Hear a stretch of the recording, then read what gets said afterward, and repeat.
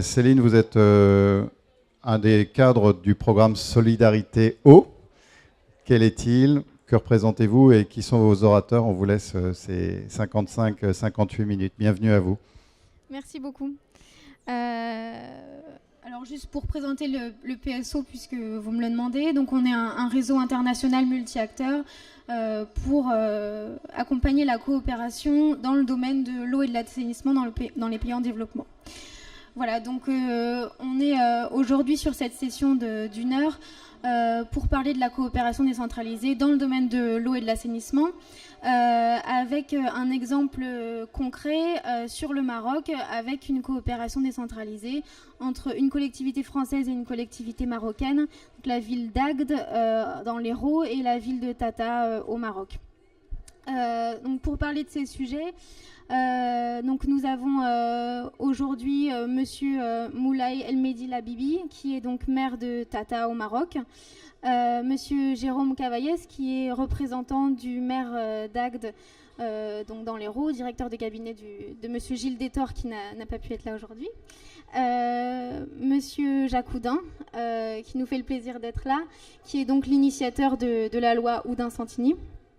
Monsieur Jacques Sibony, qui est donc en charge du volet eau au sein de l'ONG Migration et Développement, et puis monsieur Rémi Touron, qui est donc chargé de mission relations internationales au sein de l'agence de l'eau Rhône-Méditerranée-Corse. Alors, simplement pour replacer un peu le contexte, si on parle aujourd'hui de ce sujet, c'est notamment parce qu'en 2015, nous fêtons les 10 ans de la loi Houdin-Santini. Donc c'est une loi qui a donc été votée en 2005 et qui permet depuis lors aux collectivités locales françaises, mais aussi aux syndicats d'eau et d'assainissement, aux agences de l'eau et aux groupements de collectivités de mobiliser jusqu'à 1% de leur budget des services eau et assainissement pour financer des actions de solidarité internationale dans ces secteurs. Donc nous avons organisé il y a à peu près 15 jours, une conférence sur le sujet pour fêter donc cet anniversaire et pour dresser un peu un bilan de ce dispositif. Donc au PSO, on assure une veille de ce secteur et des pratiques. Et donc on a réalisé une étude pour justement dresser un peu le bilan de ce dispositif sur les 9 dernières années. On considère donc que depuis 2006, les collectivités et agences de l'eau ont tout de même réussi à mobiliser 200 millions d'euros pour financer des actions à l'international dans le secteur de l'eau et de l'assainissement. Et sur ces 200 millions d'euros, ce sont 80%, donc 150 millions d'euros, qui ont été mobilisés via la loi Houdin-Santini. Donc c'est quand même des sommes assez importantes. Et ce qu'il faut préciser aussi, c'est que ces sommes, ces montants sont des dons. Et représente tout de même 42% de l'aide publique au développement sous forme de dons dans le secteur de l'eau et de l'assainissement donné par la France. Ce qui est intéressant aussi, et je pense que nos panélistes vont pas mal axer aussi leur témoignage là-dessus, c'est que cette coopération n'apporte pas seulement des financements, ce sont aussi des échanges techniques entre agents des services des collectivités, entre élus, des appuis institutionnels sur la maîtrise d'ouvrage locale, sur une meilleure gouvernance, sur la gestion des services aussi, pour atteindre une pérennisation vraiment des ouvrages réalisés et des services publics d'eau et d'assainissement dans ces pays. Alors, ces actions peuvent peut-être paraître une goutte d'eau, mais elles sont vraiment cruciales pour le quotidien des personnes concernées. On estime quand même que depuis 2006, donc ces financements ont permis de donner ou d'améliorer l'accès à l'eau et l'accès à l'eau potable pour 4,6 millions de personnes et l'accès à l'assainissement domestique pour 400 000 personnes.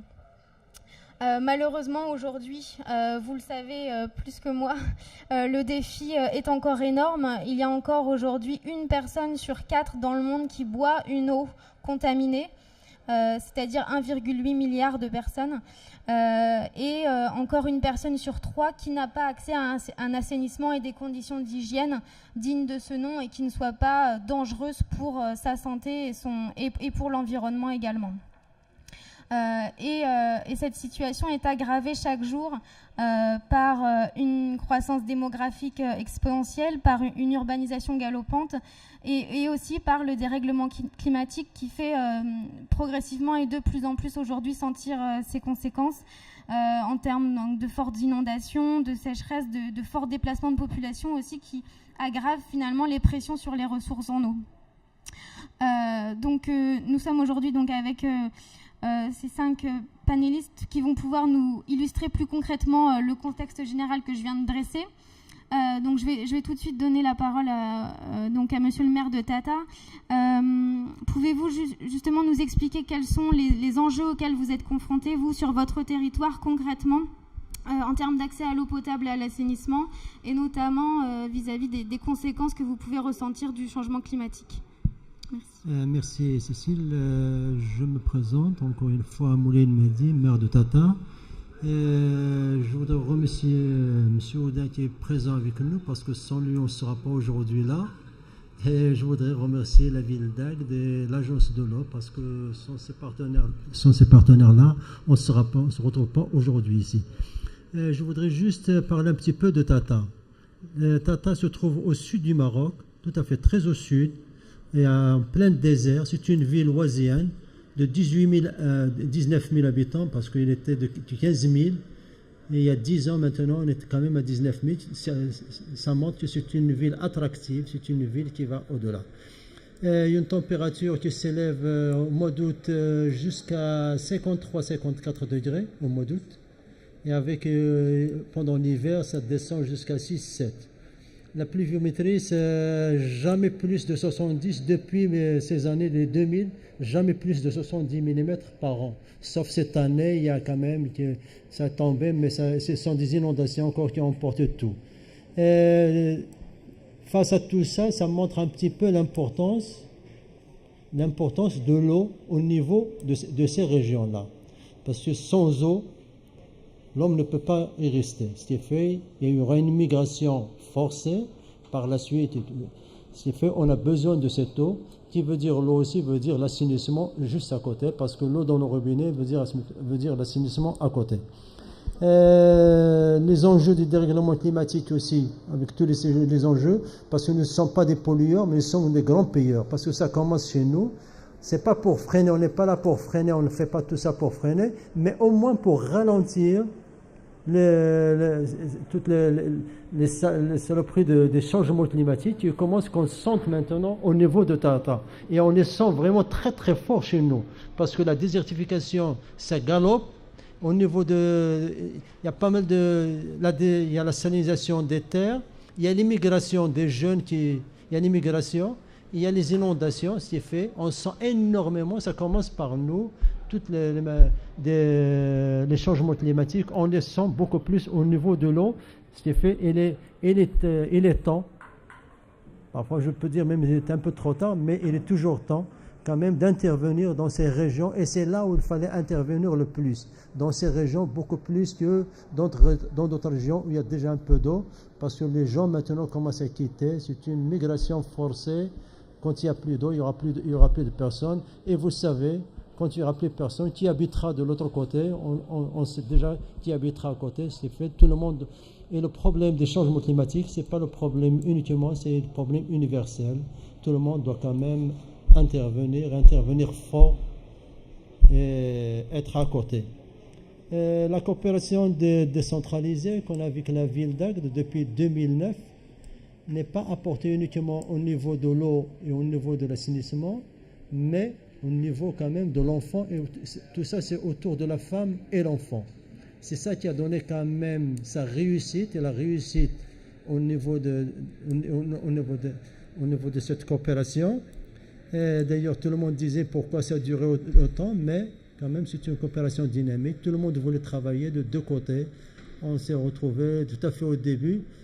Peut-être que Jérôme va donner un petit peu les explications, comment ça a été fondé, le raccordement des quartiers périphériques maintenant au niveau de l'assainissement. On a commencé maintenant par deux grands quartiers, quand même très importants. Et ça donnait déjà les résultats. D'ailleurs, on est allé voir les familles la dernière fois. on leur a expliqué, on leur a posé la question, alors comment est devenue votre ville maintenant depuis le raccordement? Une femme m'avait dit, d'ailleurs en présence du maire de la ville d'Agde, il n'y a plus d'odeur, il n'y a plus d'odeur dans la maison, il n'y a plus de moustiques, il y a moins de moustiques. Mais nous, on va plutôt au niveau de la nappe, parce qu'il est à 16 mètres, 18 mètres. Alors c'est ça le grand risque. C'est là où il fallait travailler.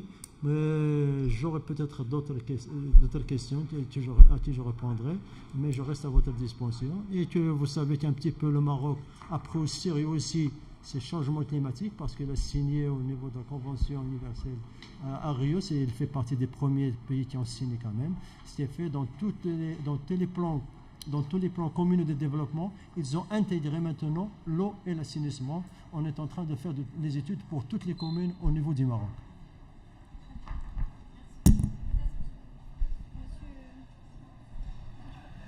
Monsieur Cavaillès, vous voulez compléter l'intervention du maire de Tata pour préciser un peu comment s'est construit ce partenariat entre vos deux villes. Pourquoi au départ la ville d'Agde a souhaité s'engager en coopération décentralisée de manière générale? Pourquoi avoir choisi aussi d'appliquer la loi Oudin et de travailler sur l'eau avec une collectivité marocaine? Si vous voulez nous retracer un peu cette historique et ces motivations. Alors c'est une question de contexte et d'opportunité. Le contexte, c'est Agde, une ville qui est naturellement tournée vers la Méditerranée, qui a été créée il y a 2600 ans par les Phocéens, en même temps que Marseille, qui s'est développée très récemment avec la mission littorale dans les années 60, en devenant une des premières stations balnéaires de Méditerranée. C'est donc une ville où on a une réelle conscience d'appartenir à un bassin méditerranéen, un bassin de vie, où il existe beaucoup d'interdépendance entre les deux rives de la Méditerranée. Et donc naturellement, on est sensibilisé à ces questions-là. L'opportunité, c'est la proposition de l'Agence de l'eau qui nous a proposé en 2009 de participer aux assises de la coopération franco-marocaine, à laquelle nous avons participé avec à la clé un appel à projet concernant l'eau et l'assainissement. On a eu différents candidats, dont la ville de Tata. Et nous avons choisi la ville de Tata pour des tas de raisons. La première en est la personnalité du maire, qui a tout de suite accroché avec le maire d'Agde, parce qu'en réalité, indépendamment des différences culturelles, il y a beaucoup de liens entre un maire de part et d'autre de la Méditerranée. Il y a des approches qui sont communes, et il y a une intimité, une complicité qui s'est créée immédiatement, et ça a considérablement joué dans la réussite de cette coopération. La deuxième raison, c'est qu'on s'y retrouvait finalement avec des villes qui avaient des points très comparables.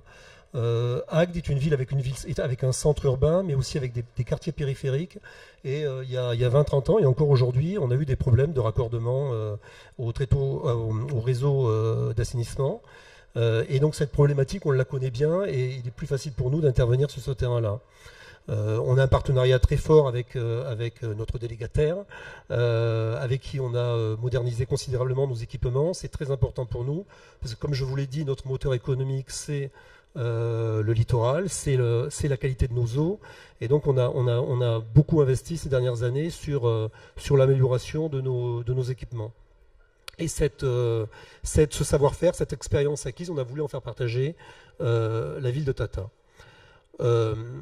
Ce que je voudrais dire par rapport à cette coopération, tout particulièrement avec le Maroc, il y a des liens culturels qui sont assez forts avec le Maroc. Il y a une forte présence de la francophonie au Maroc, c'est quand même extrêmement important, parce que ça crée forcément un lien fort.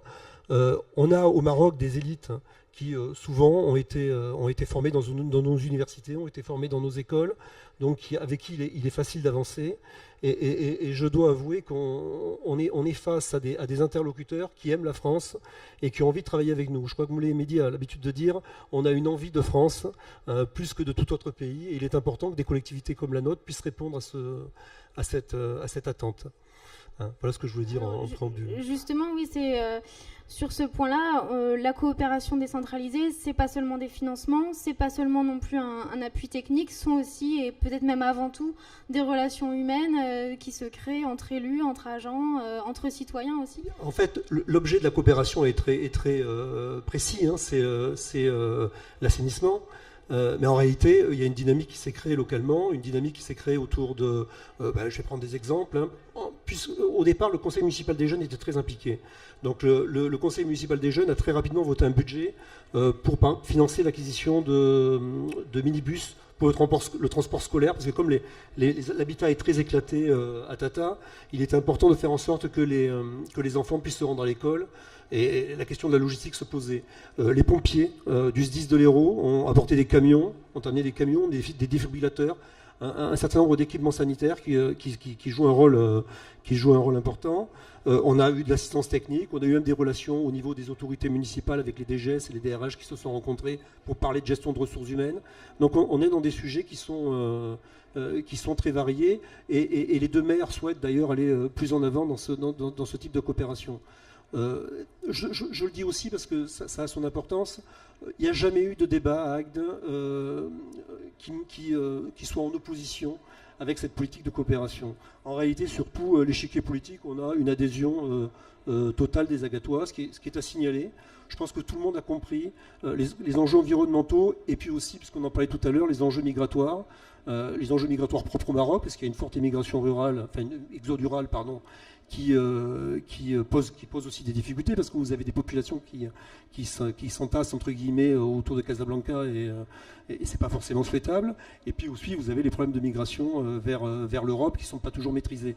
Donc le développement, c'est aussi une réponse à apporter à ces questions-là, et je pense que nos concitoyens sont sensibles à ça et qui sont prêts à contribuer à cette question-là. Enfin, la coopération décentralisée pour un maire, c'est aussi faire preuve de responsabilité, c'est aussi faire preuve c'est être patriote. Car la coopération décentralisée, ça participe du rayonnement de la France, ça participe de l'image de la France à l'étranger, et ça participe aussi du développement de nos entreprises dans ces débouchés nouveaux. Voilà, donc je crois que tous ces éléments font qu'on a tout intérêt à s'engager là-dedans. Très bien, donc ça dépasse les clivages politiques, ça implique tous les acteurs du territoire, les citoyens également. Vous parliez aussi de votre délégataire. Donc vous avez impliqué aussi le délégataire de la ville dans la coopération, qui apporte aussi un peu de financement dans le partenariat. Enfin, il apporte essentiellement une assistance technique. Sur le financement, le financement, puisqu'on en parle, il est finalement pas très important pour une ville comme Agde, puisque c'est 1% du budget de l'eau, donc on est aux alentours de 20-25 000 euros. Mais on sert de levier grâce à cette intervention. L'agence de l'eau qui apporte la majorité des financements. Et puis, on est en coopération avec, ce qui est très intéressant, l'Agence du Sud. L'Agence du Sud, c'est en fait une administration de mission qu'on a connue, nous, à Agde, au moment de la mission littorale, au moment de la mission Racine. En fait, ils ont une vraie capacité d'action avec des possibilités dérogatoires, ce qu'on ne peut plus faire en France. Mais en réalité, avec la mission littorale, en France, on a pu aménager le Languedoc-Roussillon. On a pu faire de cette terre, qui était une terre infectée de moustiques, une région qui est une des principales régions touristiques de France et d'Europe. Je pense qu'ils sont en train de faire exactement la même chose au Maroc, en développant ce qui nous aussi nous concerne conjointement, un tourisme de qualité autour de l'écotourisme. Ils ne cherchent pas à faire un tourisme de masse, mais un tourisme qui mette en avant et qui valorise le patrimoine naturel. Voilà. Donc on est aussi en coopération sur ces questions-là. Très bien. Et donc vous parliez de l'Agence du Sud. Une des particularités aussi de votre coopération, c'est que vous avez une personne donc, de la ville d'Agde qui est aussi en détachement à l'Agence du Sud au Maroc et qui travaille sur la coopération. Ça, c'est quand même aussi un atout pour une coopération d'avoir une personne localement. C'est un atout majeur. Elle est présente en plus. Non, elle a vraiment... c'est Raffaella Di Gennaro, qui était une cadre de la mairie d'Agde et qui est aujourd'hui cadre au sein de l'agence de l'eau au Maroc, et qui donc fait le lien entre la France et le Maroc, et tout particulièrement dans le partenariat qu'on a nous avec Tata, mais aussi avec d'autres partenaires, parce que en particulier dans la communauté d'agglomération Euro-Méditerranée que préside Gilles Détor, une autre ville, Port-Iragne, a passé un accord avec une autre ville, Asrir, qui se trouve aussi dans la province de Guelmim, et qui bénéficie aussi du même type de coopération. Donc c'est quelque chose qui se développe aussi. L'exemple fait des petits, au sein même de notre communauté. Très bien. On espère que ça refera encore des petits. puisque c'est aussi un peu le but de cette session. Monsieur Labibi, je ne sais pas si vous voulez compléter sur, peut-être plus particulièrement sur le sujet de l'assainissement, parce que je crois que c'est important aussi de préciser qu'il n'y a pas tant de coopérations que ça qui se font sur le sujet de l'assainissement précisément. C'est un peu le parent pauvre aussi de l'eau et de la coopération. Vous avez choisi d'avoir une vraie politique en la matière, puisque il faut préciser aussi que vous êtes, le territoire de Tata est un oasis, donc les problématiques d'eau sont encore plus prégnantes là-bas. Et vous me parliez tout à l'heure que l'amélioration de l'accès à l'eau potable a aussi engendré une augmentation des volumes d'eau usée qui ont impliqué donc une problématique d'assainissement encore plus importante. Donc plus concrètement, quel a été le travail fait avec la ville d'Agde sur l'assainissement, donc la définition d'un schéma directeur, des travaux dans certains quartiers? Merci. Le caractère, quand même, c'est un caractère innovant au niveau du Maroc. D'ailleurs, la coopération a été récompensée par le trophée, un grand trophée, c'est-à-dire d'or, d'action internationale, un prix d'or au niveau du Sénat de France qui a été donné à l'OCFE territorial. Ça montre quand même l'importance de cet acte. Au niveau du Maroc aussi, il a un caractère innovant. Jusqu'à maintenant, on n'a pas encore fait des quartiers comme ça au niveau du Maroc. D'ailleurs, on s'intéresse pour les grands centres de 160 000, 170 000. Il y a plusieurs centres qui n'ont pas encore d'assainissement au niveau du Maroc. Et quand même, il y a 200 000, 300 000 habitants. C'est un caractère innovant. Là, même l'État marocain s'intéresse quel résultat aura lieu par la suite pour quand même le dupliquer au niveau du Maroc. Il y a quand même 3 communes qui étaient venues dernièrement nous voir. C'est la commune d'Adis, Tigzmert et Mourgadan, qui veulent la même chose parce qu'on est sur le même lit de loi de Tata, qui cherchaient quand même comment ils veulent quand même cette coopération et qu'ils aillent devant. Et là, ça montre l'importance. Et je voudrais vous dire aussi que la commune de Tata est ouverte vers le sud, c'est-à-dire au niveau du Mali, au niveau du Cameroun et au niveau du Burkina Faso. On a reçu dernièrement une délégation camerounaise. Il y avait 16 leadership femmes qui étaient venues voir un petit peu ce qu'on est en train de faire à Tata. Alors ça montre l'importance quand même. Ça va faire quand même, comme disait, une boule de neige. Ça va vers le sud. Et on l'a expliqué. Ils ont posé pas mal de questions. Alors ça montre tout ça que c'est quand même. Et en plus, les gens maintenant se trouvent beaucoup plus à l'aise au niveau du quartier. Parce qu'avant c'était le centre où il y avait l'assainissement, sans jamais toucher on dirait qu'il y a la première classe et la deuxième classe, comme il disait, mais maintenant, que tout le monde quand même a de l'assainissement, et surtout nous, on pensait énormément à la nappe, qui est quand même très fragile, et d'ailleurs on a commencé avec la ville d'Agde. Au niveau de la ville d'Agde, on avait commencé au début, avec un technicien qui était venu tout à fait au début. On a trouvé quand même que l'eau qui n'est pas buvable presque. Alors on a mis des appareils pour la chloration et tout ça, tout à fait au début. Et le médecin-chef, au bout de 6 mois, après avoir installé ces petits appareils, a constaté qu'il y a une diminution jusqu'à 70% dans certains quartiers de diminution des diarrhées chez les enfants. Ça montre quand même l'importance. Voilà, c'est déjà un gain. Parce que c'est la vie qui n'a pas de valeur. Voilà, c'est ça la vie. Alors, c'est pas lui apporter le tuyau de l'assainissement, mais c'est quand même c'est-à-dire ce qu'on a reçu, de voir un petit peu cet homme, l'école, le collège et tout ça, pour voir comment il vit par la suite. Et ça va dupliquer. Moi, j'en suis sûr que les autres vont quand même venir chercher, venir voir un petit peu. Et on les attend d'ailleurs pour leur montrer comment ça peut marcher. Et ça va donner au niveau de Tata, c'est très important.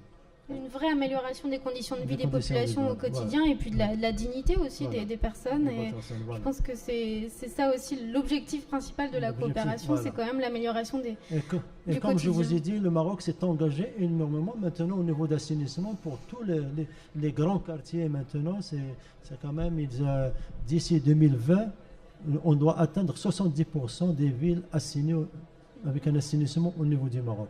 Alors ça montre l'importance parce qu'on est en train de vivre le problème de l'eau, surtout dans des régions où je vis maintenant. Comme je vous ai expliqué, 60 à 70 mm par an d'eau, de pluie. Alors, vous voyez un petit peu comment les gens peuvent vivre et un beau jour ils vont quitter et qui habitera, qui habitera de l'autre côté. Alors c'est fait, comme je vous ai dit, le problème des changements climatiques, le problème c'est universel, on doit tous s'y mettre et on commence par l'eau. Et qui veut dire l'eau veut dire assainissement à côté. Un vrai enjeu globalement de développement économique aussi pour retenir les populations et attirer des nouvelles populations, qui aient des activités économiques et qui aient un certain confort aussi pour les populations qui viennent vivre dans la ville. Donc c'est à la fois un besoin élémentaire, mais ça conditionne aussi tout le reste derrière. D'ailleurs, on a quand même une dizaine de demandes maintenant au niveau des doigts pour ouvrir des maisons d'hôtes au niveau des quartiers. Là, on fait l'assainissement. Agouchgal, Agadir, Lana, Imri et Sun, on est en train de voir un petit peu, déjà étudier le dossier. Ça montre quand même que la ville est devenue attractive et la ville est devenue grâce à l'eau et grâce à l'assainissement et à l'éclairage public qui est installé. Et voilà, en tout cas, je voudrais quand même que ça passe dans d'autres communes. D'ailleurs, on va faire appel à d'autres communes qui viennent à côté pour freiner, pas freiner, mais ralentir au moins l'immigration. Réduire les conséquences aussi. L'immigration, voilà. Très bien. Alors, simplement peut-être pour revenir sur la question des financements, vous disiez, Monsieur Cavaliès, tout à l'heure que l'apport de la ville d'Agde est finalement pas très important en volume financier, mais qu'il permet quand même un gros effet levier, puisque ensuite on a des partenaires tels que l'agence de l'eau Rhône-Méditerranée-Corse qui viennent apporter un financement beaucoup plus conséquent sur ce projet. Donc Monsieur Rémi Touron, vous êtes donc chargé de mission relations internationales à l'agence de l'eau Rhône-Méditerranée-Corse. Je vous laisse peut-être expliquer rapidement ce que c'est que l'agence de l'eau et puis quel est l'apport que peut représenter l'agence de l'eau dans ce type de coopération. Quel est cet effet levier possible? Peu importe le micro. Je vais l'enlever de ma prise de notes par contre. Oui, je suis très content d'accompagner votre témoignage en fait. On parle souvent de projet de coopération. En fait, là, on n'est pas en mode projet, on est dans l'exemplarité, dans quelque chose qui fonctionne durablement. Depuis 2009, on y est. C'est ça. J'ai entendu aussi des éléments clés, la réussite du projet autour de 4 thèmes, l'eau potable, l'assainissement, l'hygiène, l'éducation. On a fait le tour, je crois, dans ce que vous nous avez présenté de ces éléments essentiels. Vraiment, un projet de coopération décentralisée, un projet exemplaire. Donc, je suis très content, très fier d'être à côté de vous aujourd'hui. Et puis, important à souligner le travail que vous avez réalisé. En fait, quelque temps pour revenir sur les actions des agences de l'eau.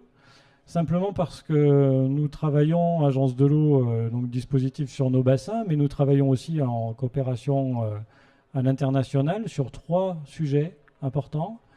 Dans un premier temps, la coopération institutionnelle, la gestion de l'eau à la française, la GIR, gestion intégrée des ressources en eau. C'est quelque chose d'extrêmement essentiel, on vient de le voir, gérer notre ressource. Un deuxième volet de notre intervention concerne les interventions en domaine d'urgence. C'est le moins souvent possible, j'ai envie de dire. Et puis c'est quelque chose qu'on essaye de construire de manière raisonnée entre nous, entre agences, en coopérant entre nous et en nous répartissant, nous coordonnant, pour avoir un message clair provenant de l'ensemble des agences. Et l'essentiel de notre intervention, finalement, concerne la coopération décentralisée, un outil de développement durable, un outil qui permet aux hommes de se rencontrer. Je pense qu'on a senti dans votre témoignage cet élément essentiel, la rencontre entre les élus, un outil de partenariat, l'énergie de nos services publics sur l'eau, l'échange qu'il peut y avoir entre nous sur nos méthodes de travail, la gestion intégrée des ressources en eau par exemple, la gestion raisonnée de l'eau quand il s'agit de faire des économies effectivement.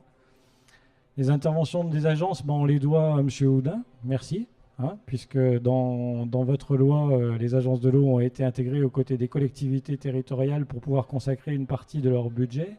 C'est un dispositif qui a été largement appuyé au sein de nos agences par nos présidents de comités de bassin. C'est aussi quelque chose que l'on a redit fermement à l'occasion du Forum mondial de l'eau à Marseille il y a quelques années de ça, le 6e forum. Donc en gros, le dispositif d'aide des agences, c'est relativement simple, 2 chiffres à retenir.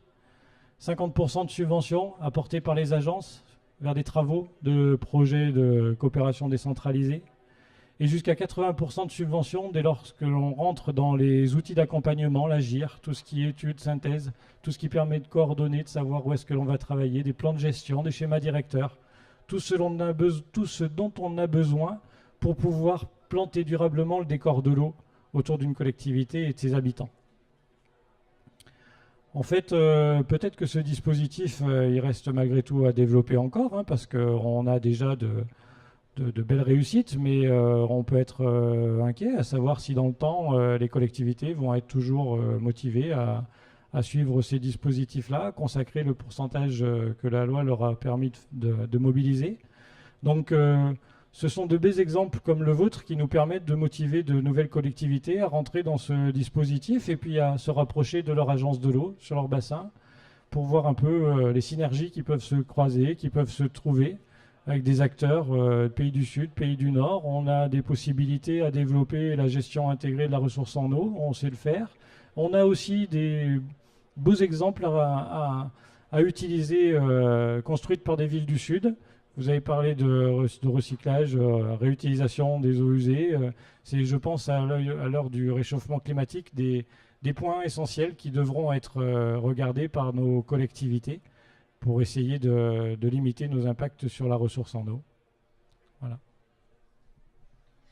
Merci. Simplement pour... alors, l'apport des agences de l'eau, justement, comme vous le disiez, n'est pas seulement sur le financement, c'est aussi sur des thématiques, sur le savoir-faire français. En France, on a donc un historique de gestion par bassin.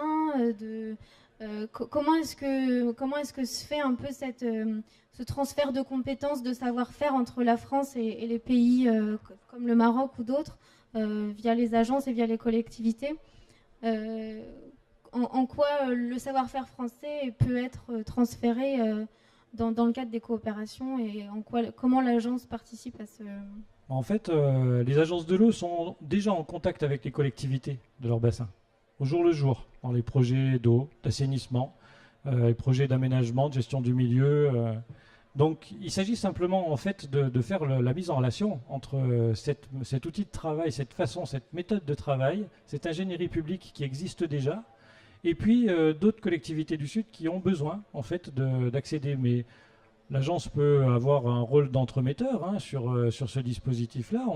On s'appuie aussi sur des partenaires, le PSO par exemple, c'est un partenaire important pour nous en termes de mise en relation, trouver les synergies, trouver les bonnes opportunités, le bon moment, et puis savoir passer les bons messages sur l'eau, l'assainissement, sur l'éducation à l'eau, les retours d'expérience que l'on peut avoir, et puis des moments où les gens sont prêts pour se rencontrer. Très bien, merci. Peut-être aussi, alors là je me tourne vers monsieur Jacques Sibony qui est en charge du volet eau au sein de l'ONG Migration et Développement. Il faut aussi préciser que les ONG sont des partenaires privilégiés de la coopération décentralisée. Les collectivités interviennent beaucoup, mais très souvent en partenariat avec des associations comme la vôtre. 90% même des coopérations décentralisées sont des partenariats multi-acteurs qui se font en lien avec des ONG. Donc, Migration et Développement intervient aussi dans la région de Tata, d'ailleurs avec des financements de l'agence de l'eau RMC. Est-ce que vous pouvez nous préciser un peu, nous donner des exemples concrets?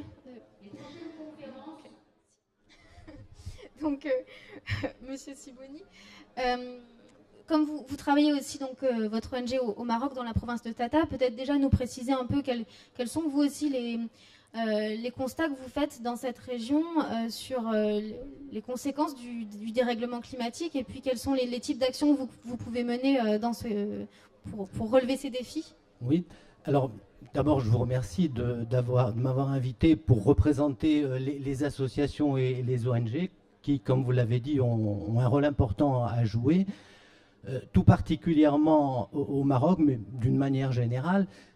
Il y a quand même une grosse partie de la population qui est rurale, qui est dispersé dans des douars, dans des petits villages qui font entre 400 et 2000 habitants. Et il est difficile à la coopération décentralisée d'atteindre tous ces petits villages et qui eux-mêmes n'ont pas un accès facile aux villes ou aux villages de France, qui d'ailleurs, villages, ne pourraient pas faire grand-chose pour elles. Donc nous sommes là pour faire ce lien.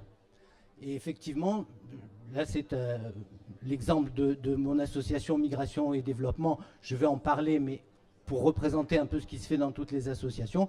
Juste un rappel, elle a été créée en 1986, donc ça fait une trentaine d'années, par des immigrés qui étaient ouvriers en France et qui ont voulu donner un outil pour que les immigrés participent au développement de leur territoire. Ils étaient originaires de ce territoire, de la région de Souss-Massadra, dont fait partie Tata. Et depuis 1986, cette association intervient pour le développement, pas seulement dans l'eau, un peu dans tous les domaines, mais bien entendu en priorité pour l'eau, parce que c'est stratégique et que sans l'eau, rien d'autre ne peut être fait. Alors, pour sauter par-dessus ces 30 années et arriver à aujourd'hui, au Maroc, y compris dans les petits douars ruraux, la question de l'eau potable est quand même bien avancée. Tout n'est pas résolu, mais les gens, les communes ont les moyens de s'en occuper. Donc depuis 3 ans maintenant, nous avons décidé, sauf exception, de réorienter notre stratégie pour aider à l'assainissement. Le besoin de l'eau est assez évident et les bénéfices que les gens peuvent en attendre est évident. Il n'y a pas beaucoup à faire pour les convaincre. C'est plus difficile pour l'assainissement, dont le bénéfice est différé et pas immédiat. C'est plus difficile aussi parce que les techniques sont plus difficiles à mettre en œuvre, ça coûte plus cher. Et donc nous avons décidé de nous concentrer là-dessus. Et on a trouvé assez facilement que les collectivités, les communes sont sensibilisées à ce problème et nous ont sollicité. Ça intervient aussi à un moment où, au Maroc, les communes rurales prennent de plus en plus d'importance et elles prennent leur place. Et donc, en même temps que d'avoir décidé de travailler plutôt sur le domaine de l'assainissement, nous l'orientons dans l'assistance aux communes. L'assistance pour que les communes rurales, qui ont moins de moyens que les grosses communes, puissent jouer leur rôle, on les aide à jouer ce rôle. Alors, c'est quoi ce rôle ?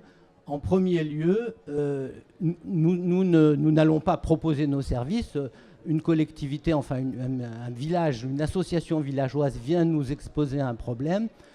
La première chose à faire, c'est de vérifier la validité de la demande. Le besoin, bon, en général, il est assez évident, mais la validité de la demande, c'est de vérifier qu'on va pouvoir mobiliser les gens. On va pouvoir véritablement mobiliser les gens sur le projet parce que ce sont eux qui vont le mener. Nous ne faisons que faire des liens. Il faut vérifier aussi la possibilité de mobiliser les communes, sans lesquelles nous n'intervenons pas. Donc ça demande des enquêtes. Donc nous avons des équipes de salariés de l'association qui mènent ces enquêtes, qui identifient le besoin, qui font les premiers recensements de manière à faire une première fiche projet qui est indispensable pour démarrer le projet. Il va falloir faire intervenir un bureau d'études parce qu'il est loin le temps où les associations ou les ONG venaient débarquer et faisaient un trou dans la nappe sans rien demander à personne. Il faut des études, donc il faut des bureaux d'études locaux et il y en a. On aide les villages à les sélectionner. Et alors là commence véritablement notre rôle d'association. Une fois qu'une préétude a été faite, nous aidons les collectivités, les villages, donc au Maroc, à obtenir des financements marocains, parce que nous tenons à ce qu'il y ait une participation locale, et elle est de plus en plus importante, elle est de 30 à 40%, entre les agences, l'agence du Sud, les agences de bassin, les provinces et les communes. Et nous aidons à monter les dossiers pour obtenir les financements complémentaires, essentiellement grâce à la loi Oudin, qui apporte la plupart du temps le 60% complémentaire. Alors, à titre d'exemple, nous sommes sur un projet pas loin de Tata qui concerne un douar de 2000 habitants. qui a déjà l'eau potable et sur lequel nous réalisons actuellement un réseau d'assainissement et 2 stations d'épuration compte tenu de la géographie du village. Et ça, grâce au financement donc, de l'Agence Sud, de la province marocaine et de la commune, mais également de l'Agence de bassin Rhône-Méditerranée-Corse et du Grand Lyon. Le budget global est de 300 000 €, ce qui n'est pas rien pour un village de 200 000 habitants, mais ce n'est pas du tout la partie la plus difficile d'obtenir le financement. La partie la plus difficile, c'est après de mener le projet à bien, de maintenir la mobilisation de la population, de la faire intervenir. Et ce que nous apportons également, ce sont des experts techniques bénévoles. Un petit village de 2000 habitants n'aurait jamais accès sans cela à des plus grands experts de l'eau en France que nous pouvons mettre à leur disposition pour permettre d'apporter leur assistance dans le dialogue avec les bureaux d'études, avec les autorités, et aussi pour pousser des solutions innovantes, en toute sécurité, mais innovantes. Il n'est pas question de refaire faire tout le trajet du développement que nous avons fait avant d'arriver aux techniques modernes. Donc nous les apportons, pas toutes prêtes, mais nous y contribuerons. Voilà. Je pourrais revenir si vous avez des questions plus précises sur ces sujets. Très bien, je pense que c'est intéressant de montrer que des petites collectivités peuvent s'engager en coopération, que des ONG sont là aussi pour les accompagner, pour faire ce qu'elles n'ont pas forcément le temps ou les compétences de faire, vraiment du suivi au quotidien, être présent aussi sur le terrain. Donc c'est un exemple intéressant là-dessus. Je rebondis juste sur une chose que vous avez dite et j'aimerais avoir du coup le témoignage de Monsieur Labibi là-dessus. Vous dites que sur l'assainissement, une des problématiques aussi, c'est de mobiliser les populations et de leur montrer vraiment l'intérêt d'améliorer les ouvrages en matière d'assainissement et que c'est finalement pas forcément inné ou pas forcément compréhensible de premier abord. Sur Tata, sur le projet d'assainissement sur lequel vous avez travaillé, Monsieur Labibi, comment est-ce que ça s'est passé pour justement mobiliser la population? Est-ce qu'ils ont vu tout de suite l'intérêt des travaux et du projet, ou est-ce que ça a été un petit peu compliqué et comment est-ce que vous travaillez là-dessus? Ouais, au début, c'était facile. Mais au moment de la réalisation, c'est un peu plus difficile. Voilà. Au début, tout le monde s'est dit, tiens, c'est l'assainissement, c'est très beau, tout ça. Mais il y a des gens qui ne veulent pas, même pas que le conduite passe à côté de leur maison. Parce qu'ils se disent, il y aura les odeurs, il y aura tout ça qui va passer, tout ça. Alors, ce qui est fait, moi, je ne voudrais pas que ça passe le tuyau, que ça passe dans mon terrain. Il faut que ça passe dans le terrain de l'autre. Alors, ça pose des problèmes, mais ils sont sensibilisés. On a quand même des difficultés au début, mais on est surmonté. Il y a l'ONEP qui est là, il y a l'Agence du Sud avec Rafaela, il y a la province, il y a tout le monde, il y a les ONG, il y a le tissu associatif qui était là-bas. Et on a quand même travaillé pendant une année dure, quand même pour concrétiser. Mais la prochaine étape, ce sera beaucoup plus facile parce que maintenant, on a appris pas mal de choses à partir de la première. Les fautes qu'on avait commises au début, on ne va pas les répéter. Je crois que ça va quand même... c'est une chose pour nous aussi, c'est innovant pour nous aussi parce que jusqu'à maintenant, au niveau de la commune, on n'a jamais fait un projet pareil. C'est une chose, on apprend. C'est fait, je crois, le tissu associatif, la même chose aussi. Mais tout le monde maintenant se sent. Et maintenant, d'ailleurs, les 3 sur lesquels on va travailler maintenant, les trois quartiers, ils étaient venus dire voilà, on va signer tout de suite pour qu'on soit les premiers. Et maintenant, on a déjà signé le protocole parce qu'il y a un problème au niveau de Tata. C'est que les associations, c'est elles qui gèrent un petit peu l'eau potable au niveau de certains quartiers. C'est pas, alors que l'assainissement est géré par l'ONEP, par l'Office national de l'eau potable. C'est fait la facture, tu dois payer suivant c'est-à-dire ta consommation en eau potable. Tu payes une taxe, chaque mois tu payes une taxe sur la consommation de l'eau. Alors c'est fait, tous les gens qui n'ont pas de l'eau potable, c'est-à-dire l'ONEP ne peut pas les prendre en charge. Alors on est en train de tricoter, sans rien cacher, on est en train de tricoter un petit peu pour que les gens auront de l'eau plus facilement, parce que ça coûte encore beaucoup plus cher d'être abonnés dans l'eau potable. Alors c'est fait, on est en train de tricoter au niveau de la province, au niveau de l'agence du Sud, pour que les gens auront déjà l'abonnement gratuitement, pour qu'ils puissent aller quand même au-devant, pour qu'on aille tout de suite avoir des bons résultats dont on avait parlé jusqu'à maintenant. D'accord. C'est intéressant de voir justement que les choses sont progressives, ça prend un peu de temps. Et justement, c'est aussi tout l'intérêt de la coopération décentralisée, c'est que le partenariat avec la ville d'Agde dure depuis déjà quelques années et ne va pas s'arrêter normalement tout de suite. Et c'est tout l'intérêt de ces partenariats sur le long terme entre personnes, entre collectivités qui accompagnent et qui capitalisent et qui avancent en fonction des besoins. Donc, merci pour ce témoignage. Je vais maintenant me tourner vers Monsieur Houdin, puisque donc vous êtes, Monsieur Houdin, l'initiateur de la loi qui porte votre nom, donc du 1% solidaire pour l'eau. Et donc c'est quand même grâce à ce dispositif que nous sommes autour de la table aujourd'hui, comme on l'a vu, et que ces actions sont possibles grâce au financement de tous ces acteurs. On l'a vu, cependant, le défi à relever est encore énorme. Le dérèglement climatique rend l'action encore plus urgente et justifiée. Pourtant, on a le sentiment aujourd'hui, dans le bilan qu'on a fait, nous, des 10 dernières années, qu'on a eu vraiment une croissance de l'engagement des collectivités et des agences jusqu'à 2013. Mais là, en 2014, on voit un peu une baisse de l'engagement, une baisse de la motivation finalement. Les collectivités nous disent que voilà, il y a des restrictions budgétaires, que la réforme territoriale aussi les empêche de trop s'engager, alors que c'est aujourd'hui plus que jamais qu'il faut agir. Les agences de l'eau ont aussi, alors pour certaines, baissé leur financement, pour d'autres comme RMC augmenté cette année. Merci. Donc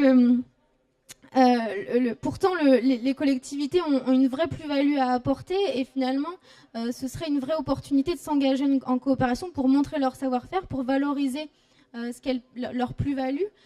C'est aussi en temps de crise qu'il faut montrer ses capacités.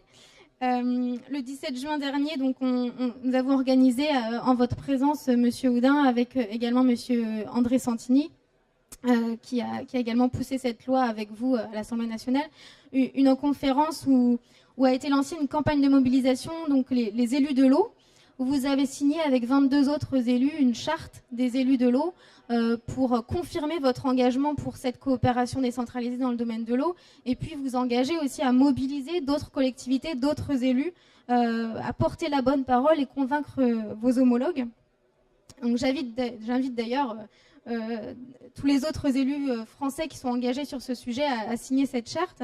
Et donc, dans ce cadre, j'aimerais vous demander, Monsieur Houdin, qu'est-ce que vous diriez à des élus qui hésitent encore, à des élus qui sont peut-être déjà engagés en coopération, mais pas forcément sur le secteur de l'eau, ou qui ne sont pas du tout engagés en coopération décentralisée. Qu'est-ce que vous leur diriez pour les encourager à le faire, pour leur montrer qu'il y a urgence face aux défis de l'eau et que la coopération est aussi un gros atout pour les collectivités françaises? Oui, merci Céline. Dans ce domaine, il y a deux mots-clés, c'est la prise de conscience et la mobilisation. Alors la prise de conscience, on en a parlé lors du 10e anniversaire à l'Assemblée générale du PFE à Nancy. C'est vrai que le changement climatique a un impact fort sur certaines régions. Monsieur le maire de Tata nous disait 53 degrés à Tata au mois d'août, je ne sais pas si vous voyez, il fait 33 degrés, même pas pareil en ce moment, 20 degrés de plus.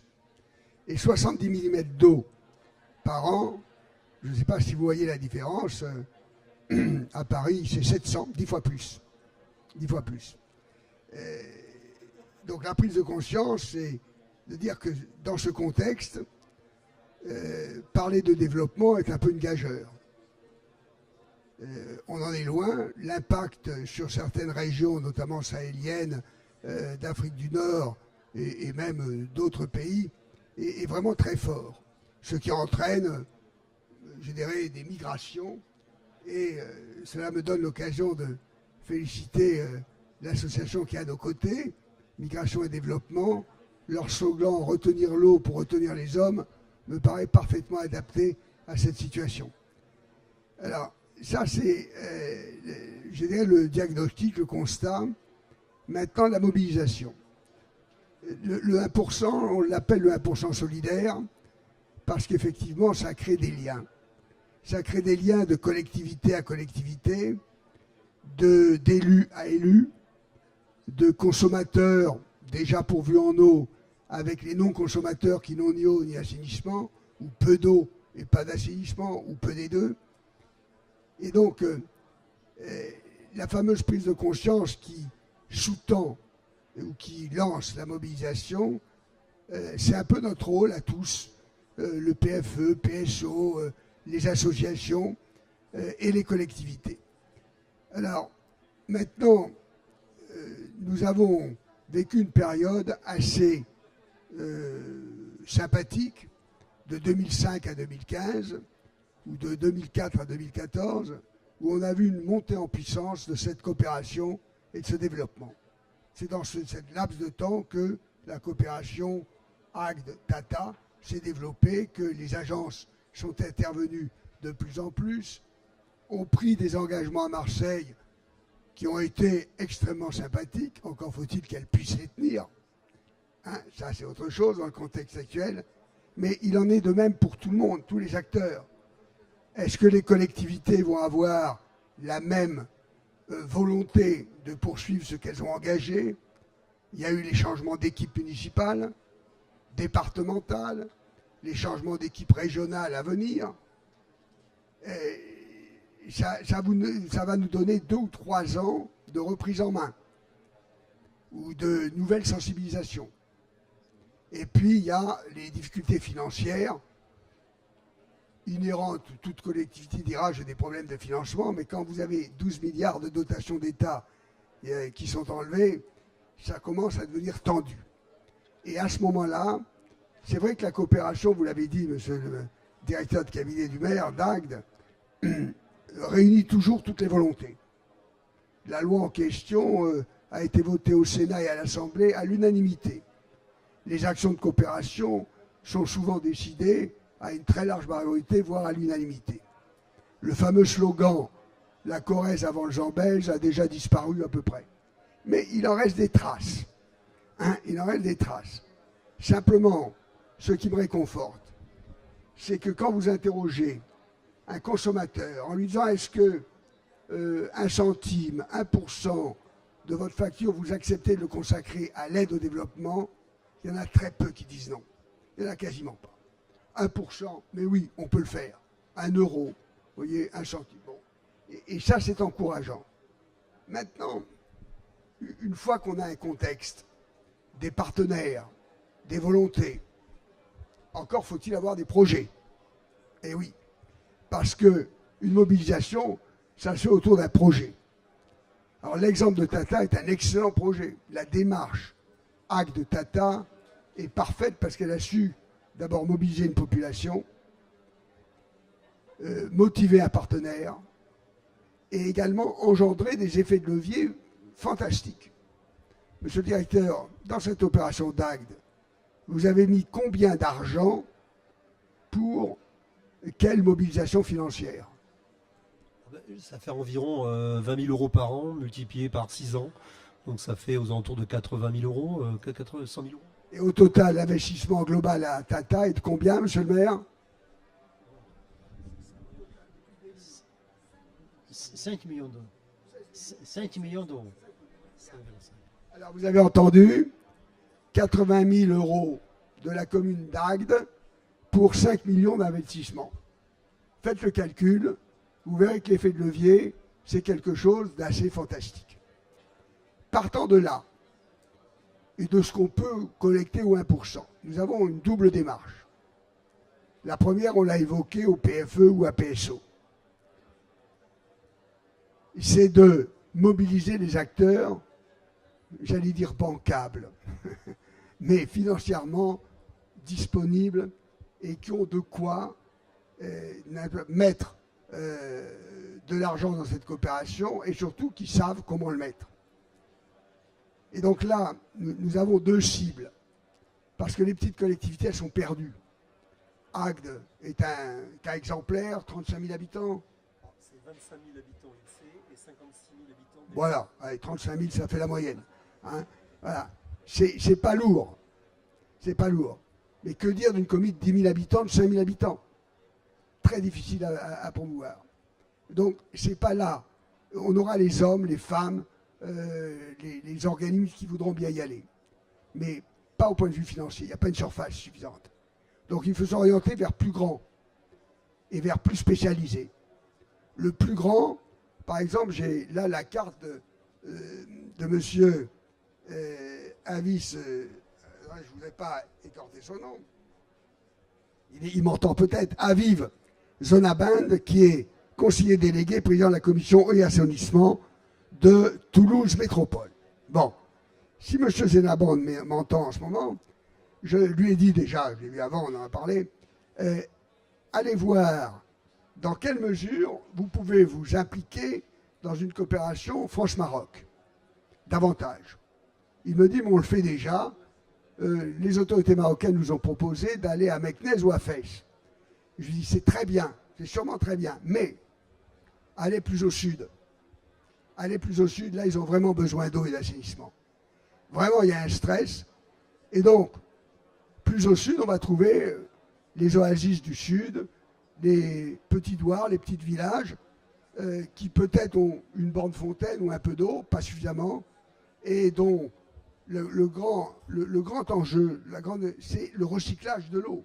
Il y a des pays qui savent très bien faire. On fait 3 ou 4 fois le cycle de l'eau pour économiser l'eau avec ce que l'on a. Alors, l'idée, mais que je défends quand j'ai été vous voir, monsieur le maire, il y a quelques années, c'est d'essayer de monter une coopération plus large sur le pays, les zones du sud, Maroc, et avec, je dirais, toujours l'effet de levier du 1%. Si nous arrivons à mobiliser, non pas 80 000, mais quelques millions, vous multipliez par 100, vous verrez ce qu'on peut faire. Il y a là un grand programme, à mon avis, qui serait intéressant aujourd'hui, puisque je vois que les élus et les collectivités territoriales du Maroc sont des partenaires du 6e forum que nous menons aujourd'hui. Eh bien, je crois que nous avons tout intérêt, à partir de cet exemple tout à fait stimulant de Tata, à parler de l'exemple formidable de l'agence Rhône-Méditerranée-Corse, qui est partie dans la course à la solidarité dans les derniers et qui est maintenant pédale dans le peloton de tête, sinon en tête. Alors bravo à Rhône-Méditerranée-Corse, pour une simple raison, c'est qu'ils ont pris le problème d'une façon dynamique. Ils sont allés voir les gens. J'ai présidé la commission internationale de l'agence Loire-Bretagne pendant longtemps. Nous nous attendions qu'on vienne nous voir. Toute la différence, elle est là. Celui qui va au-devant et celui qui attend qu'on vienne le recevoir. Eh bien, c'est votre démarche qui est la bonne, hein, monsieur le représentant de l'agence. Alors, transmettez le message. Mais simplement, il faut le monter, ce programme. Il faut qu'il y ait une volonté de coopération de part et d'autre entre la France et le Maroc. Il faut une volonté de la part des provinces ou des organismes. Au Maroc, il y a l'ONEP, hein, grand et bel organisme. Chez nous, il y a les agences. Et puis, il y a les syndicats d'eau. Les syndicats d'eau, ce sont des puissances. Elles sont discrètes. On ne les voit pas souvent, pas beaucoup. Mais je vous assure que si on arrive à les mobiliser, nous avons là une puissance de frappe tout à fait considérable. Regarde que le syndicat d'eau de mon département, 282 communes, 80 millions de chiffre d'affaires. 1%, ça fait une somme, 800 000 euros par an. Bon, ils en sont à 0,1%. Il y a de la marge encore. Hein. Voilà. Je vous dis que la démarche n'est pas perdue. Le contexte est difficile. À nous de réorienter ou d'impulser notre action. Mais dans tout ça, je voudrais dire qu'il y a le contact humain et l'énergie humaine. Je vois devant nous, il y a Angie. Mais l'énergie humaine, je dirais des associations comme Migration et Développement, ben, en sont le symbole. Il y a aussi Action contre la faim, il y en a d'autres, plein. Mais avec vous, c'est le contact le plus personnalisé, le plus performants que l'on pourrait établir. Avant, ce sont des contacts un peu administratifs. Mais d'élu à élu, on va davantage dans le concret. Avec vous, on va de population à population. Voilà. Vous voulez répondre? Voilà, j'en ai fini. Alors, essayons de monter ce programme de coopération eau et assainissement entre la France, les autorités, les collectivités françaises et celles du Sud-Maroc. Ça sera un grand pas en avant. Vous n'en avez pas tout à fait fini parce que je saisis la chance d'avoir et l'honneur d'être à vos côtés pour vous poser une question. Cette magnifique loi qui a été si efficace, est-ce qu'il y a d'autres pays, au moins européens, qui s'en saisissent et qui vont faire la même chose? Et sinon, pourquoi pas?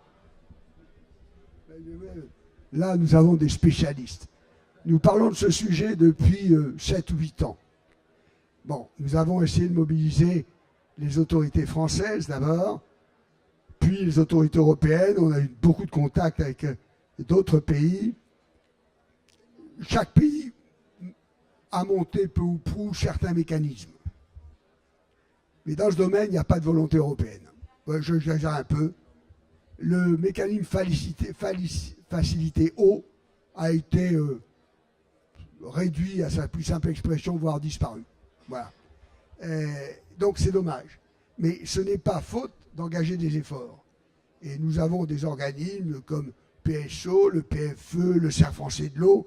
Tout le monde essaye d'apporter sa contribution, mais il y a peut-être d'autres problèmes, grecs ou ailleurs, qui mobilisent les énergies.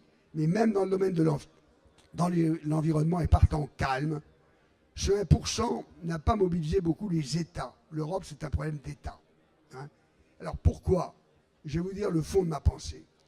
Parce que c'est une initiative qui n'est jamais venue d'un gouvernement. Le 1% solidaire est une initiative locale, venue des parlementaires et des autorités locales et des acteurs de l'eau, pas de l'État. Ah oui, mais là, c'est un péché originel grave. C'est un péché originel grave, pourquoi? Parce que l'État s'y intéresse modérément. Bon, on ne peut pas être contre, puisque quand j'ai rédigé cette proposition de loi, enfin c'était un projet initialement, je voulais qu'il soit supporté par l'État. Il n'a pas été. On m'a dit, faites une proposition. Et là où l'État a été surpris, c'était l'unanimité des deux chambres, grâce au Sénat, parce que j'ai intervenu, mais à l'Assemblée nationale, grâce à Santini. Sans lui, jamais ça serait sorti. Voilà. Donc nous avons cette origine un peu particulière d'une loi qui émane des acteurs locaux, et ça n'a jamais fait plaisir aux acteurs centraux qui sont un peu dépossédés de ce qu'ils considèrent être leur mission. Merci beaucoup. Alors, il nous reste quelques minutes. Est-ce que éventuellement il y a des réactions, des questions parmi les participants? On peut en prendre une ou deux s'il y en a qui pourraient vouloir interroger nos intervenants.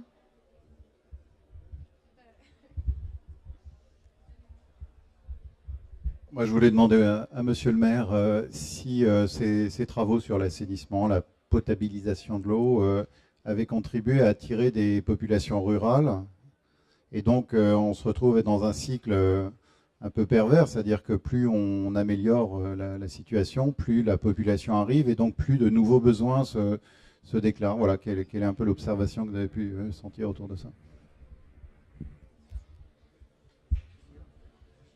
Oui, je vous ai dit tout à fait au début, ça a passé en 10 ans de 15 000 à 19 000 facilement, ce qui fait 4 000 quand même qui se sont installés sur les 10 années. C'est devenu une ville attractive. En plus, c'est une ville chef-lieu de province. Et c'est ça qui fait attraction parce qu'il y a des collèges sur place, il y a des lycées, il y a un hôpital sur place. C'est pas uniquement l'eau et l'assainissement, mais il y a tous ces infrastructures qui se sont basées sur la province. Et c'est pour ça, d'ailleurs, en plus, on a besoin quand même de l'eau, beaucoup plus de l'eau, et d'assainissement avec un recyclage. Et on est en train maintenant de placer 30 hectares tout de suite. 30 hectares d'espace vert avec de l'eau qu'on va réutiliser, une ceinture verte autour de Tata, et ça va quand même adoucir un petit peu, ça va faire diminuer un petit peu la température, on montrera peu lui, et ça va quand même faire un barrage, pas un barrage pour arrêter, mais au moins pour ralentir l'arrivée des changements climatiques, au niveau des changements climatiques, au niveau de la salinisation. Mais vous vous réjouissez de cette progression démographique ou c'est quelque chose dont vous aimeriez que ce soit un peu stabilisé? On réjouit de tout ça, effectivement on réjouit parce que sinon ils vont partir. Où est-ce qu'ils vont partir ces gens-là? Ils vont partir quand même dans les grandes villes beaucoup plus éloignées de leur famille, avec des problèmes encore plus. Moi je préfère les garder parce que quand ils sortent de Douar, c'est à 2 km, 4 km pour revenir au niveau de la province, que d'aller quand même soit en Europe, soit dans les grandes villes. Moi, je préfère qu'ils restent sur place parce que ils sont là à la fin de semaine, ils repartent dans leur quartier, ils repartent voir leur famille, vivre avec leur famille. En plus, quand même, au niveau de la scolarisation, ça encourage la scolarisation des filles. Faire venir les gens du Douar, c'est quand même être à côté de l'école, être à côté du collège, être à côté des vaccinations pour l'hôpital. Tout ça, c'est quand même très important pour nous. Est-ce qu'il y a éventuellement d'autres réactions? Oui.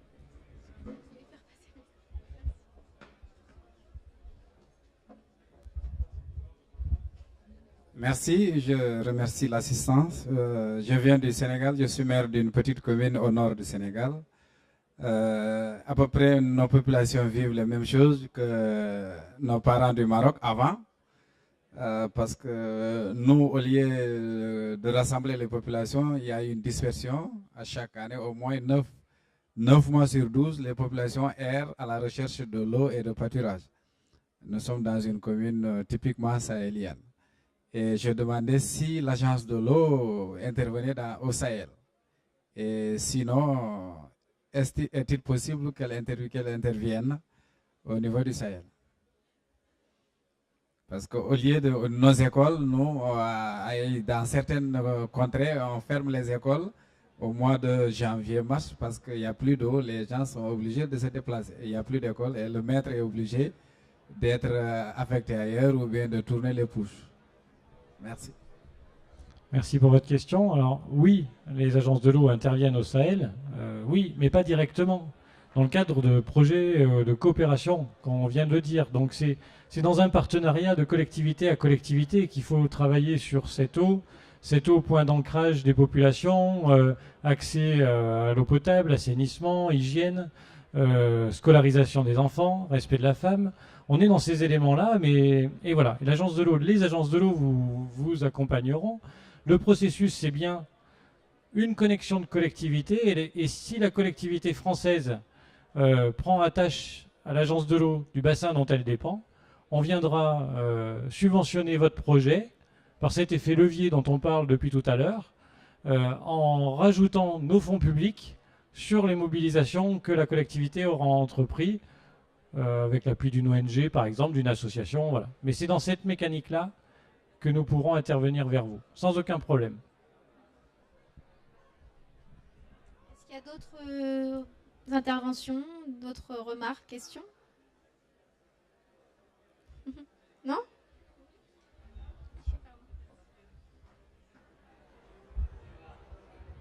Oui, je voulais poser la question de l'accès à l'eau et de l'assainissement en milieu vraiment très rural. Quand on met en place un forage avec, je dirais, une alimentation pour un village de 400-500 habitants, qui est souvent avec des phénomènes d'éleveurs, comment vous gérez le partage de l'eau entre les populations et les éleveurs en termes d'accès à l'eau pour leurs animaux, et par là même le problème de l'assainissement autour de tout cela? Est-ce que vous avez eu ce problème-là? C'est plutôt urbain pour vous, mais nous on est au Mali sur des zones comme ça. Ça fait 30 ans qu'on fait des forages au Mali, et avec cette problématique maintenant des demandes de population d'éleveurs qui disent mais nous aussi on a besoin d'eau pour nos animaux, mais ça amène d'autres phénomènes difficiles. Oui, au niveau du Maroc, c'est la même chose qu'on m'a dit. Mais seulement au Maroc, on a un organisme qui s'occupe des éleveurs, c'est-à-dire à part. C'est-à-dire on ne leur donne pas de l'eau qu'on buvait, mais on leur fournit des citernes d'eau. Ils aillent vers le désert pour donner de l'eau au niveau c'est ça la différence. D'ailleurs, même dans nos villes, c'est interdit d'avoir quand même d'avoir des chèvres nées des vaches à l'intérieur de la ville.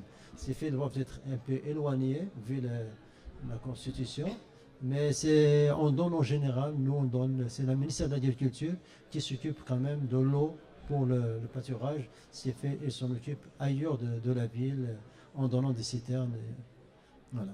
Mais on construit aussi des citernes quand il y a de l'eau de pluie. On construit des petites citernes. On construit des petits barrages qui retiennent l'eau pour ces pâturages pendant un certain moment. Et à la fin, quand il y a la sécheresse, on est obligé quand même d'avoir des citernes sur camion et qu'on aille c'est-à-dire tout le désert, on doit le faire tout le temps en leur distribuant de l'eau. J'ai envie d'ajouter un élément de réponse en complément, plus institutionnel peut-être, mais GIR, gestion intégrée de la ressource en eau. Un outil pour gérer le conflit d'usage autour de l'eau. Clairement, on est là. Hein, de quel volume on dispose, quels sont nos besoins, comment on peut se partager cette eau. C'est l'objectif de cet outil-là. C'est ce que l'on a traduit sur notre métropole française par les agences de l'eau, en fait. Hein, c'est notre méthode de gestion, c'est ça. Alors, j'aurais pas l'exemple à l'esprit de l'élevage, mais j'ai en tête très clairement le projet de coopération qui est actuellement mené par la métropole de Lyon vers la région de Haute-Maxèche à Fianarantsoa, à Madagascar. Amener l'eau potable dans les villages, dans les hameaux, c'est peut-être prélever une partie de la ressource qui a été utilisée par les agriculteurs. Donc on est dans le conflit d'usage, donc on est dans la discussion et on prépare ça complètement en amont. On travaille en amont et on travaille sur une méthode différente de cultiver le riz, avec des plants de riz qui sont élevés dans des conditions de stress différentes, moins d'eau disponible, des plantations qui sont orientées différemment, qu'on va aller travailler à la main, là où l'eau empêchait aux adventistes de se développer, ben, on va ressortir là-haut et on travaille le sol. Et puis finalement, on s'aperçoit qu'on a une production qui est meilleure. On multiplie par 3 la production de riz sur ces secteurs de production intensive. Et finalement, on arrive dans un système qui s'équilibre parce qu'on a pu travailler en amont avec les agriculteurs sur le partage de la ressource. Et on sait que la partie d'eau qui a été enlevée de l'agriculture et qui est destinée à l'alimentation en eau potable, eh bien, elle va être productrice au niveau des villages, au niveau des gens, d'accès à l'eau, de temps, de contact et de possibilité d'accès à l'école. Et c'est un système global, un système de GIR. Ma réponse, elle est clairement sur cet outil-là. Merci beaucoup. Je crois qu'il va malheureusement être l'heure de clore cette session. En tout cas, merci à tous nos intervenants pour vos témoignages très, très convaincants. Voilà. Merci à tous. Merci Céline, merci aux agences de l'eau. Bon courage à tous. Salut au Maroc. On va passer du Maroc au Mexique. Le Mexique est encore dans une salle à côté qui va nous faire vivre ce forum à l'heure outre-Atlantique. Et je vous propose de les accueillir, mais dans quelques instants, ils sont en train de se préparer. Voilà.